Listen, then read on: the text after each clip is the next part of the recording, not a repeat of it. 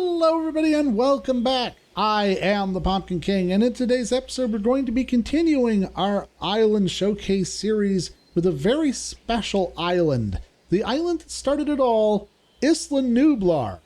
Now for this I am doing a book accurate Jurassic Park. I have read through the book very carefully and I'm following the descriptions of the island based exclusively on the description in the book. Now, I need to make this very clear. I am not following any of the canon production equipment stuff that goes with this. So I know there are official canon posters of what Isla Nublar looks like. I know that they have a different island for the Jurassic Park movie as compared to the book. I'm not going off of any of that. I'm going off of exclusively the description in the book. Nothing else. So, this island is built on Nublar 1993. If we zoom out, you can see the island here. And I'm going to start it off the way that you should with Jurassic Park. You come in, you land here on the helipad. Dun, dun, dun, dun, dun, dun, dun, dun, dun, dun. There is, according to the book, a tunnel through the palms. As you come in, the northern part of the island is much more coniferous and has more pine trees. As you land, there's a gravel walkway that leads you through a path in the trees and through a gate that has a hand-painted wooden sign that says, "Welcome to Jurassic."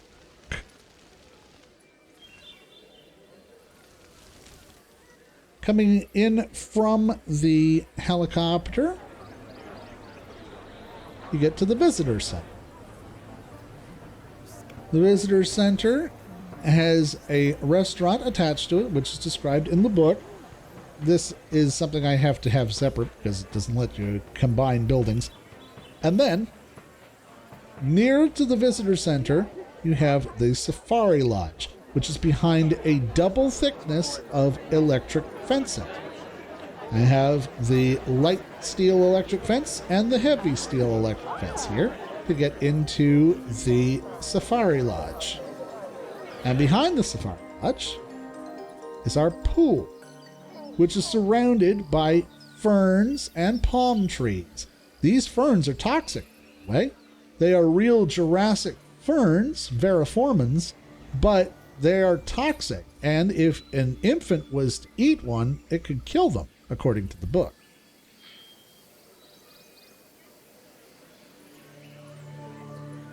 You pick them because they look nice.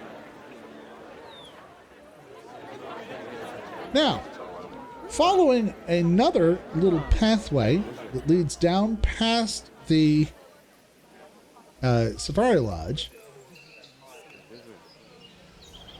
there's a big power plant, big enough to power an entire city, according to the book. And we learn in Jurassic Park Lost World, in the book of the Lost World, it is a geothermal power station due to the volcanic nature of the island. To the north of the power station, there is a pen filled with goats, which is easy to achieve in this game because the feeder dispenses new goats every 6 minutes, and as far as I know, they don't die unless you get them eaten. And then beyond that, there is a holding pen that has 8 velociraptors, which we'll take a look at from this viewing gallery.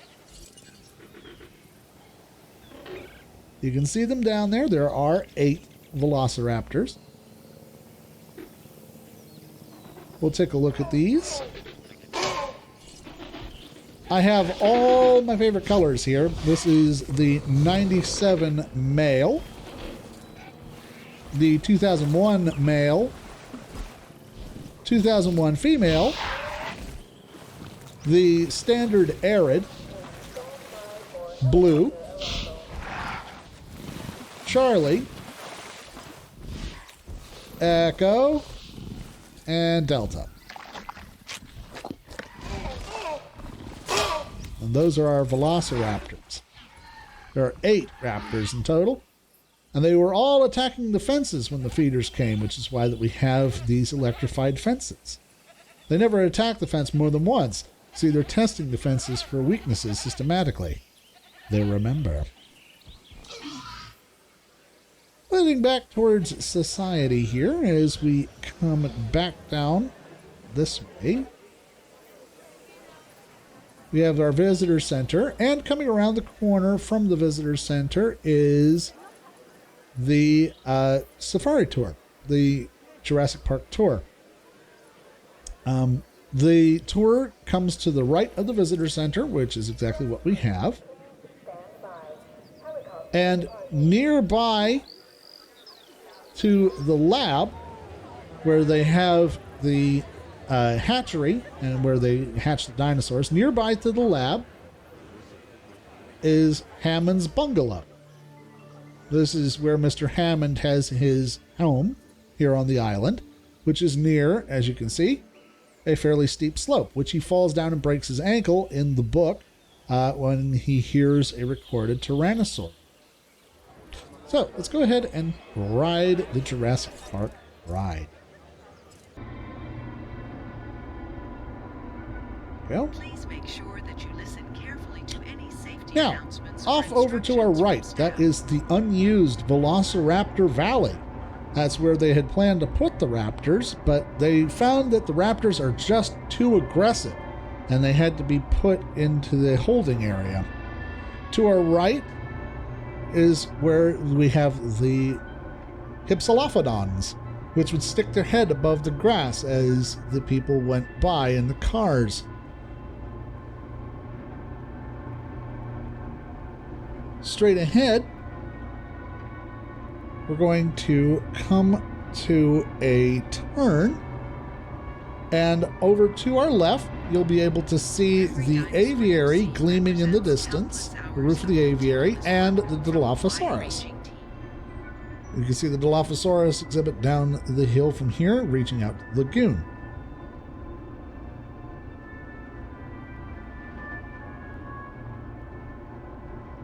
There's the gleaming roof of the aviary, and coming up on the right, up on top of the bluff, there is the restaurant La Gigante, which is not completed yet.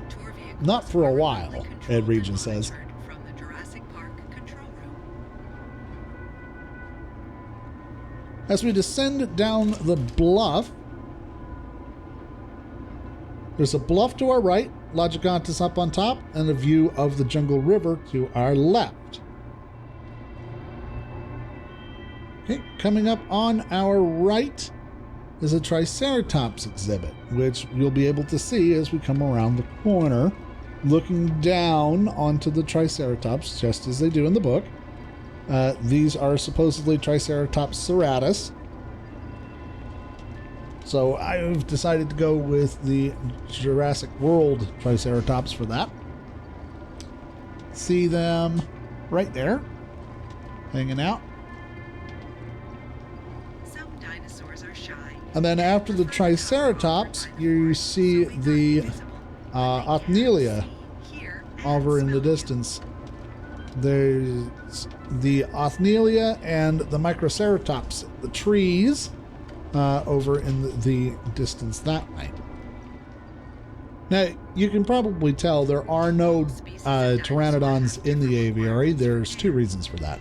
One, I just couldn't get it to connect to the path with the way the track runs. And 2, because it wouldn't matter anyway, since the pterodactyls that they had in Jurassic Park, the book, are not pteranodons. They are pterodactyls.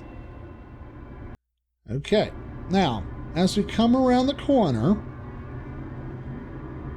over to our left, as we come to the top of the ridge, is the Tyrannosaur paddock. In the book, it describes the Tyrannosaur paddock as being on your left on both occasions. There's one to the left here, and then again, when they go by, it is to the left. The Tyrannosaur paddock is described as sloping downward towards the lagoon. So here we are, we're at the top, slopes down to the lagoon. There's our Rex. This is actually a novel accurate Rex also, which is mottled dark brown color. Comes out and kills goats. There's an opening in the trees from which the T-Rex comes. That's about 30 feet. Tour vehicles are remotely controlled. I really put a lot of effort into making this as book accurate as possible. Coming down from the T-Rex paddock, we're going to be entering now into the sauropod swamp. This is also where we have the hadrosaurs and the apatosaurs. Now, this entire tour is book accurate except for two big exceptions. One, I added brachiosaurs just because I like how they look aesthetically and because they give me nostalgia feels for the first dinosaur we got to see in the movies. Also, I do not have the same number of dinosaurs on the island as they do in the book.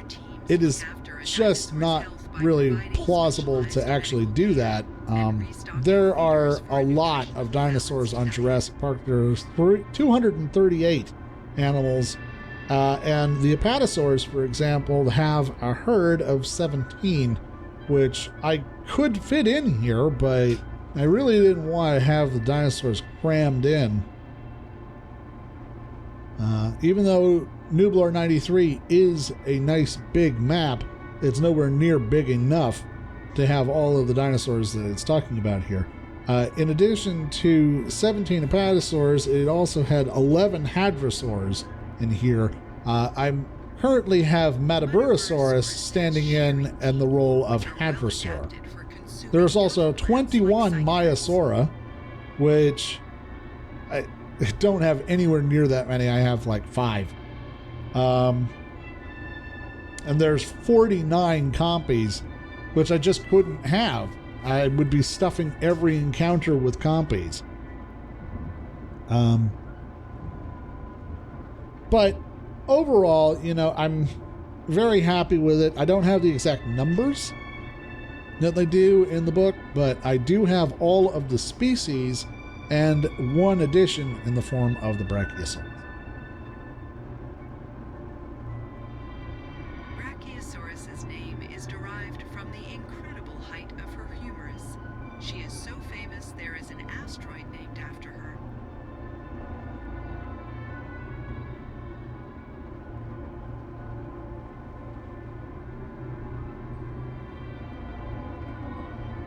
By the way, this island, the book accurate Isla Nublar, is not connected to my 5 Deaths series. This is a standalone project, which is why I don't feel bad about having 2 T-Rex.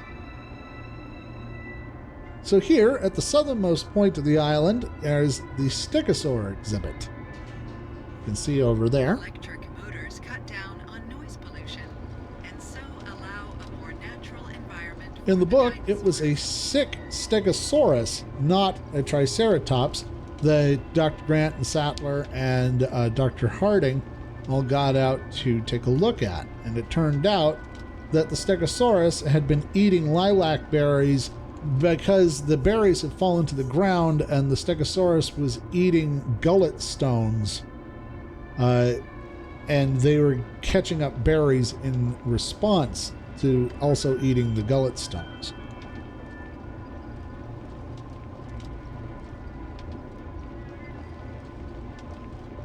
As we're coming around the corner, over to our right is an enclosure that contains 2 dinosaurs that are mentioned in the book, but are not explicitly seen, viz. the Styracosaurus and the Euoplocephalus.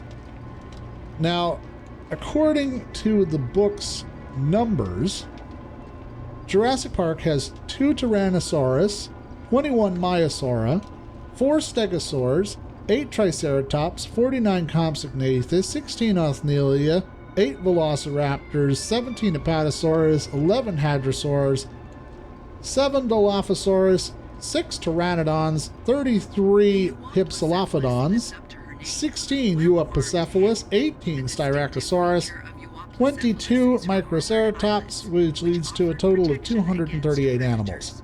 Now, of course, in Jurassic World Evolution, I can't have anywhere near that many. Euoplocephalus has a social requirement of between 1 and 8 for its population. And even if I modify it with the most possible population genetics modifier, we still won't get anywhere close to having 16 Euoplocephalus. I think the most you can possibly have in one enclosure in this game is 11. Just as I did on Isla Nublar, I'm also going to have a link in this video to a separate video where we take the proper Jurassic tour, where I will run the entire tour route and talk about all of the dinosaurs in depth, how they deal with the movie. But here we're coming to the second part of the T-Rex. This is on the return journey. We are downhill of the Tyrannosaur paddock, which is up there to our left. Night vision goggles And according to the book, the Tyrannosaur paddock on the second way is downhill of the first loop, which we are, heading back to the visitor center, which is up at the top of the hill there. Paddock is to the left of the road, and the slope moves downhill to the right. So I am completely book accurate in every regard regarding the tour ride. In a moment, we'll hop out and continue on over to the east, because there's also an east dock, and there's also a garden on the eastern part of the island as well. This vehicle is powered by And the Jungle River flows through the sauropod paddock, which we'll take a look at as soon as we're done with the tour here. If we jump out, we take a look around. Up here, remember, this is the Hammond Bungalow. To the south of the Hammond Bungalow and the visitor center is the Jungle River, which comes down this way and goes. There's a bridge here. Obviously, I can't do the bridge in Jurassic World Evolution, but there would be a bridge here across the Jungle River, which leads down to the east to the east dock, which would be over here. Represent that as an entranceway. This is where the garden is. You can see we have a little greenhouse here. And then up the hill, there's a road. This is the road that Nedry lost, attempting to find his way to the east dock in order to drop off the embryos in the book. And he ended up out in the park. Instead of coming down this way, he went down this way. And that's how he ended up in the Dilophosaur paddock. We must have come down straight this way and landed by the Jungle River. So this is the road that would lead into Jurassic Park from the east dock. I do have two buildings that they don't talk about in the book, and that is the ACU Center. This is just to move the dinosaurs around. And I do have also, I also have an observation deck for the velociraptors over here, which they didn't have in the book. They just had this sort of tiny little paddock area here. And you would be able to go inside and see the velociraptors, but they were at ground level and they would attack the fences. So anyway, that is Jurassic Park. It's something that you can see and touch. That is not devoid of myth. And let me tell you, terraforming this whole area was a beast. Even with the expanded terrain tools mod, it was really hard getting all of the rises and the rivers and the rocks and everything built the way it was supposed to be in the book. But I am very, very happy with the end result. And if you are also, go ahead and hit that like button and don't forget to subscribe for more Jurassic World content. In our next episode, we're going to be taking a look at Isla Nublar. We're going to be finally taking the last step in our SANDBOX series and going to our showcase island. But until next time, I am the Pumpkin King, and I will see you next time.